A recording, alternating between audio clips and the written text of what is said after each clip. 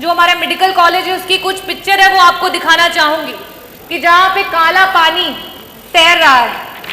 जो बिल्डिंग्स हैं वो बनने से पहले खंडहर हो चुकी हैं, ये स्थिति है। और आप इसे गिना करके जवाब देना चाहते हैं कि आप अपने विभाग में क्या कार्य कर रहे हैं। It is really shame for the UP health minister and the department of health ministry. और आज सेंट्रल में तीसरे टेनियर के बाद भी अगर मेडिकल कॉलेजेस की ये स्थिति है, definitely a shame for this सरकार कि आप इस तरीके की स्थिति ला करके रखी है आपने। हमारे स्वास्थ्य विभाग के मंत्री जी से है कि गंभीर बीमारियों से पीड़ित मरीजों के लिए सरकार के द्वारा क्या योजनाएं बनाई गई हैं, उसके रोकथाम के लिए, हमारे गरीब जनता की मदद के लिए। अध्यक्ष जी, बड़ा ही निराशापूर्ण जवाब आया है। मुझे ऐसा प्रतीत होता है कि जब जब सत्र में पिछले 2.5 वर्षों में आपके विभाग के द्वारा जब भी प्रश्न पूछे गए हैं तो आपका एक सेम आंसर है कि हमने इतने जिला अस्पताल, इतने मेडिकल कॉलेज, इतनी डायलिसिस की मशीन, इतने एम्बुलेंस। अध्यक्ष जी, मेरा बड़ा ही स्पष्ट सा सवाल था, और अगर आपने ये बताया है कि आपके इतने जिला अस्पताल, इतने मेडिकल कॉलेजेस हैं, तो मैं इस सदन के माध्यम से जौनपुर से जो हमारा मेडिकल कॉलेज है उसकी कुछ पिक्चर है वो आपको दिखाना चाहूंगी कि जहाँ पे काला पानी तैर रहा है। जो बिल्डिंग्स हैं वो बनने से पहले खंडहर हो चुकी हैं, ये स्थिति है।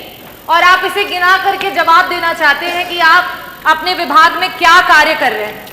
मैं ये टेबल कर दूंगी अध्यक्ष जी, ताकि ये मंत्री जी के पास जो असली पिक्चर्स है वो पहुंचे और उन्हें पता चले कि जो बार बार आप ये कहते हैं कि हमने मेडिकल कॉलेजेस बना दिए, जिला अस्पताल बना दिए, उन जिला अस्पतालों और मेडिकल कॉलेजेस की क्या स्थिति है। कुछ दिन पहले वहाँ के बच्चे धरना दे रहे थे जिन्हें हम देश का भविष्य और आगे मेडिकल कॉलेजेस में एज ए डॉक्टर देखने वाले हैं। आज उनके पास ना शुद्ध पेयजल है, ना बिजली है, ना पानी है। हम मरीजों को क्या ठीक करेंगे मंत्री जी? हमारे तो डॉक्टर बीमार हो रहे हैं, कभी डेंगू, कभी मलेरिया और कभी जॉन्डिस से। ये स्थिति है अध्यक्ष जी। It is really shame for the UP health minister and the department of health ministry. और आज सेंट्रल में तीसरे टेनियर के बाद भी अगर मेडिकल कॉलेजेस की ये स्थिति है, definitely a shame for this सरकार कि आप इस तरीके की स्थिति ला करके रखी है आपने।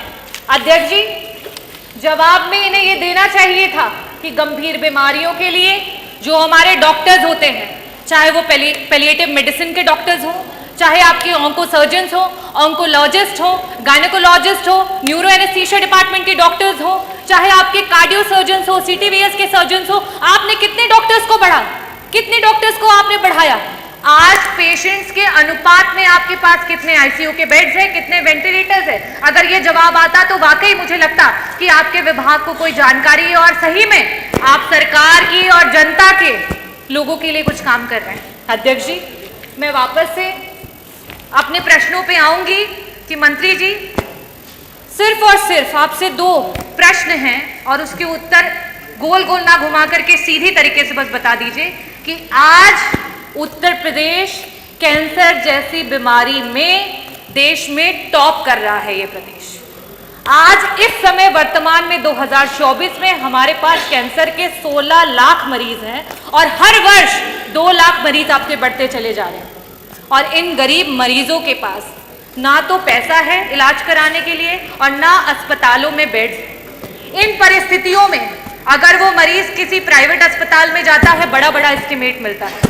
क्या सरकार कैंसर के सारे उत्तर प्रदेश के मरीजों को उनका जो एस्टिमेट जहां से भी बन करके आता है उसका एक मुश्त में पैसा उपलब्ध कराएगी कि नहीं कराएगी?